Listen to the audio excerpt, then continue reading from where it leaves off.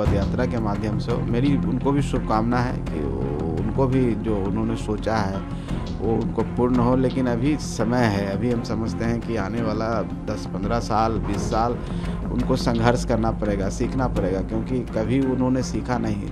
चांदी की कटोरी और सोने का चम्मच लेकर के जो व्यक्ति पैदा हुआ हो, जो व्यक्ति का खानदान माने पीढ़ी दर पीढ़ी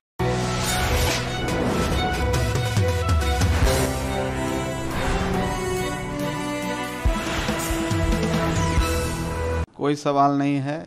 सीट शेयरिंग सही समय पर आप लोगों को बता दिया जाएगा। सीट शेयरिंग की भी औपचारिकता जो होती है पूरी कर गई है, सिर्फ ऐलान बाकी है। और हम समझते हैं कि 24 से 48 घंटे के बीच में ऐलान संभव है और हम लोग सब मिल करके एक साथ जॉइंट पीसी करके ऐलान करेंगे, इसलिए इसमें कोई समस्या नहीं। मांझी साहब ने भी अभी बयान दिया है, कहा है कि सब कुछ डन है, बस औपचारिक ऐलान बाकी है। वही बात तो हम भी बोल रहे हैं कि इसमें कहीं पर कोई दिक्कत नहीं है। सब लोगों के साथ वार्ता हुई है और सबकी सहमति के बाद ही निकल के आया है और एक समय तारीख तय है जो 24 से 48 घंटे के बीच का है। उस समय में इसके ऐलान कर दिया आपकी पार्टी 40 सीट में कितनी सीट डिमांड करेगी या फिर कितनी पे आप लोग कंटेस्ट? देखिए, जहां डिमांड करना है, जहां बात रखनी है, हमने सारी बात रख दी है। मीडिया में भी हम नहीं बोलेंगे और समय आने पर आपको तो बता ही दिया जाएगा और आप ही लोग तो छापेंगे और आप ही लोग जनता को बताएंगे। एक सर विपक्ष से सवाल है, आज राहुल गांधी की इंडिया अलायंस की बड़ी रैली मुंबई में है जिसमें तेजस्वी यादव भी शामिल होंगे, तमाम विपक्ष के नेता शामिल होंगे। क्या असर देख रहे हैं, क्या इसका कुछ इम्पैक्ट पड़ेगा लोकसभा चुनाव पर? देखिए, मुझे लगता है अभी का जो सिनेरियो है और जिस तरह से देश पूरी तरह से नरेंद्र मोदी जी के पुनः प्रधानमंत्री बनाने के लिए सारी जनता एक साथ खड़ी हो गई है, गरीब हो, अल्पसंख्यक हो, पिछड़ा हो, सब समाज के लोग। तो हमको नहीं लगता है कि कहीं पर कोई स्कोप है किसी के लिए। बाकी राजनीतिक पार्टी है, राहुल गांधी जी कांग्रेस के नेता हैं और वो कोशिश कर रहे हैं अपनी पहचान बनाने के लिए। और रैली के माध्यम से हो, पद यात्रा के माध्यम से हो, मेरी उनको भी शुभकामना है कि उनको भी जो उन्होंने सोचा है वो उनको पूर्ण हो। लेकिन अभी समय है, अभी हम समझते हैं कि आने वाला 10-15 साल 20 साल उनको संघर्ष करना पड़ेगा, सीखना पड़ेगा, क्योंकि कभी उन्होंने सीखा नहीं। चांदी की कटोरी और सोने का चम्मच लेकर के जो व्यक्ति पैदा हुआ हो, जो व्यक्ति का खानदान माने पीढ़ी दर पीढ़ी प्रधानमंत्री जिसने दिया है और उस तरह का सीख उनको जो कार्यकर्ता के रूप में, पॉलिटिकल पार्टी के रूप में, एक लीडर के रूप में होना चाहिए, वो भी सीख रहे हैं। तो इसी तरह से सीखेंगे और सीख जाएं तो अच्छा है। सशक्त विपक्ष मिले और हम लोग सशक्त विपक्ष की भी उम्मीद कर रहे हैं कि कोई ऐसा हो जो पार्लियामेंट में हम लोग की खामियां को बता सके। ऐसी खामी कुछ है नहीं, लेकिन कुछ तो बोल सके। लेकिन आज तो बोलने वाला कोई नहीं, आज तो लड़ाई लड़ने वाला भी कोई नहीं है। जब एक तरफा लड़ाई हो जाता है ना, तो लड़ाई में भी मज़ा नहीं आता है।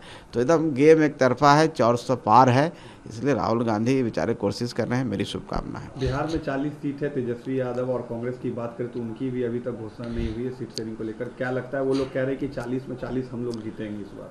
अब कहने से कोई जीत जाए तो भाई हम भी कह देंगे कि हम चांद पर चले जाएंगे, हम चांद तोड़ के ले आएंगे। तो सबका सपना होता है, सबकी इच्छा होती है। उनकी भी इच्छा है, उनका भी सपना है, उन सपना उनको देखने का अधिकार है। लेकिन जो सच्चाई है ग्राउंड पर, जो जिसको नेकेड ट्रूथ कहते हैं, उनको ही पता होगा। अंतरात्मा की आवाज़ जो सुनेंगे तो उनको ही पता है कि वो क्या हो रहा है। 0 पर पिछली बार आउट हुए थे, पिछली बार भी लड़े थे दमखम से। कहाँ गया उनका वो दमखम, कहाँ गया उनका जो गमछा हिला करके लोगों को कह रहे हैं। तो इस बार भी वही होना है।